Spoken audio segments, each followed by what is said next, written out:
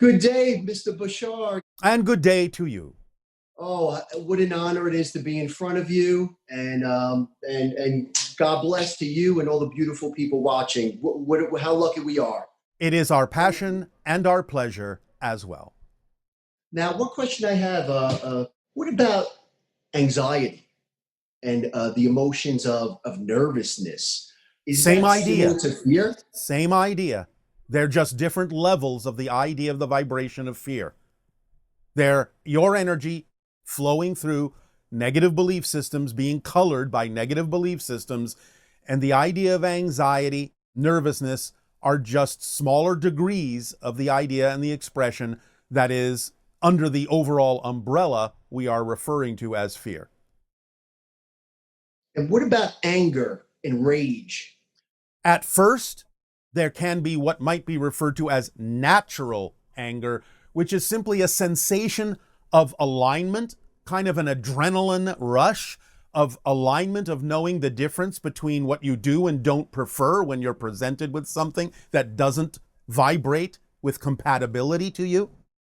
But if that rush of alignment, that rush of what you might initially call natural anger, lasts more than about 15 seconds and goes into the idea of judgment and it then amplifies into the ideas of rage, now you are allowing yourself to simply match the frequency of the negative belief systems within you about yourself in relation to that circumstance and situation.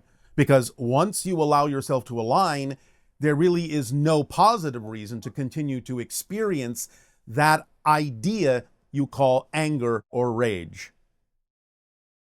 And what about depression? And I'm going over all the emotions because All right. these are common.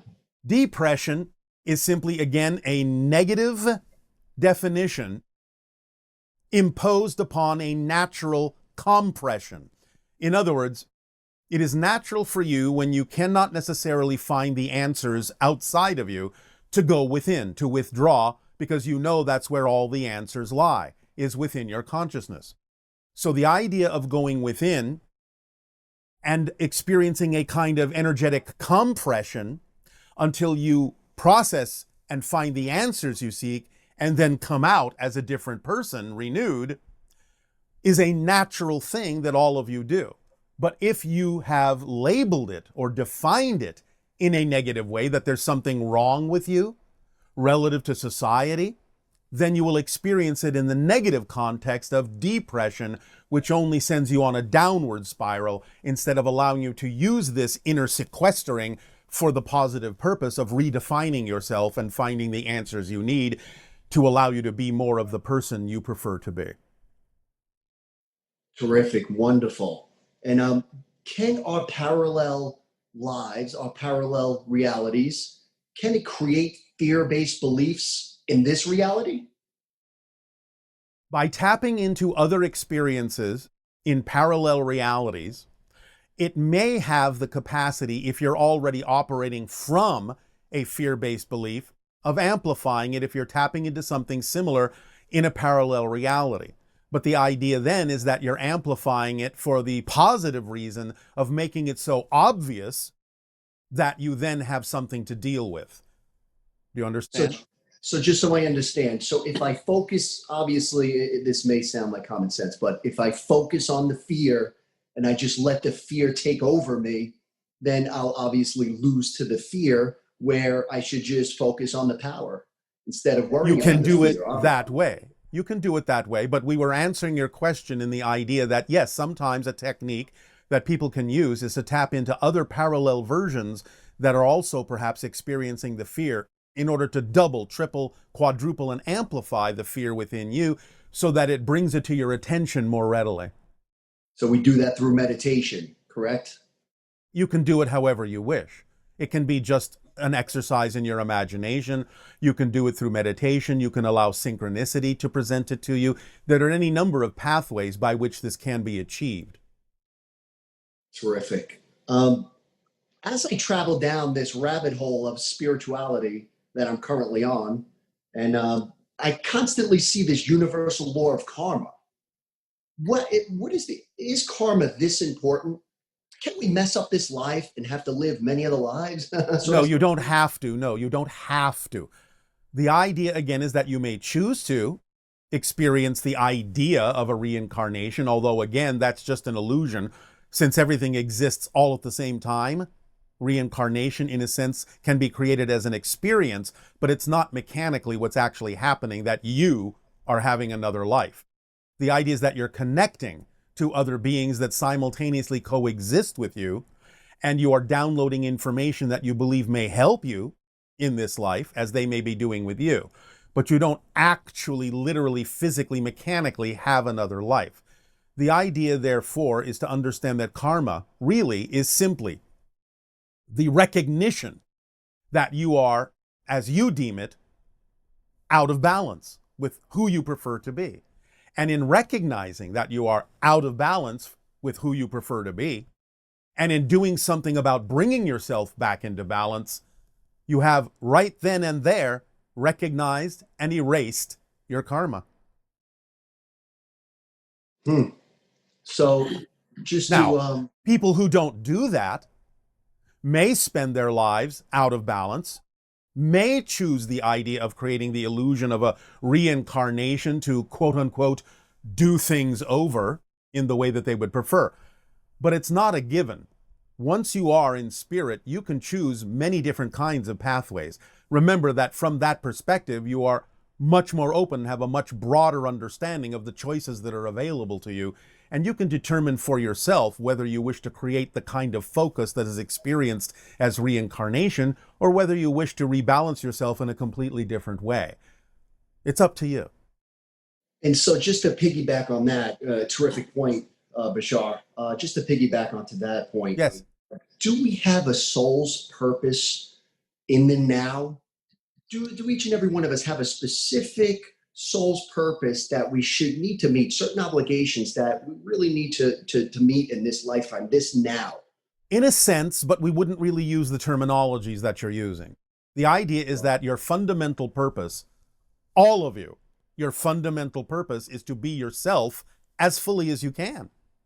You may be exploring certain themes with this life idea of who you are as a personality, and those things may function as a sort of purpose or mission. But the idea is that following your passion will allow you to express your purpose in the unique way that fits your theme of exploration as this person in this life. But your fundamental purpose, your fundamental mission is the same for everyone, to be yourself as fully as you can.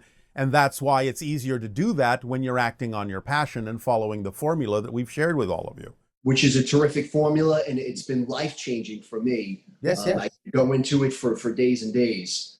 Yes. But I have one more question. Yes. I actually know the answer to this, but it was the funniest thing I ever seen you do, Bashar. You spoke about the higher mind on the mountaintop. Yes. And it perceiving the physical mind.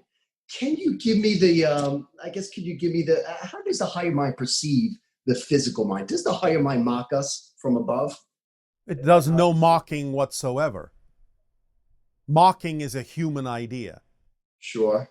So the idea is that it guides, it supports, it informs, it communicates through energy, which you experience physically as the sensation of passion.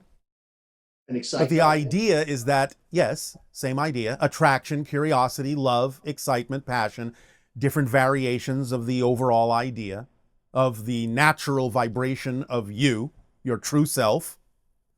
And in that sense, it has a broader picture of things. It can, in some sense, find a kind of compassionate humor in some of the things that the physical mind may choose to do that might take it out of alignment with itself, but only to the degree, in the same way that you might find some mild amusement when you see a child attempting to understand things you know that it needs practice in understanding. But it is not mocking in any way, shape, or form. Terrific. Bashar, I love you. Our unconditional love to you as well. And to all you beautiful people, how lucky we are to have this gentleman. Thank you and good day. Hi Bashar, this is Ankit from Seattle. My question for you is how to deal with enviness and jealousy. say something I'm very, very excited about. I visualize and I open the doors and start acting on my passion, take actions as much as I can. But for some reason, I'm not able to manifest it, and I see someone else manifest it so easily. How should I react to it? And I do feel jealous sometimes to it. So how can I use it in positive and to my advantage? Thank you, Bashar. Goodbye. You have too much insistence on what you think needs to manifest, and you're not using what manifests to your advantage, thinking that just because what manifests is not what you wanted, that something has gone wrong, and then projecting that idea onto others and becoming jealous and envious because you think they are doing something different, but they're not. All they're doing that's different in any way, shape, or form is accepting what is. So you have to accept what is manifesting as there being a reason for that manifestation, and use what manifests, even if you don't prefer it, in the best possible positive way you can, to learn that you are always manifesting. You never stop manifesting. And if you simply remain in a positive state, you will see that whatever shows up can actually be used to your advantage if you will change your particular perspective on the idea of needing things to manifest and insisting on things manifesting in exactly the way your physical mind thinks they ought to.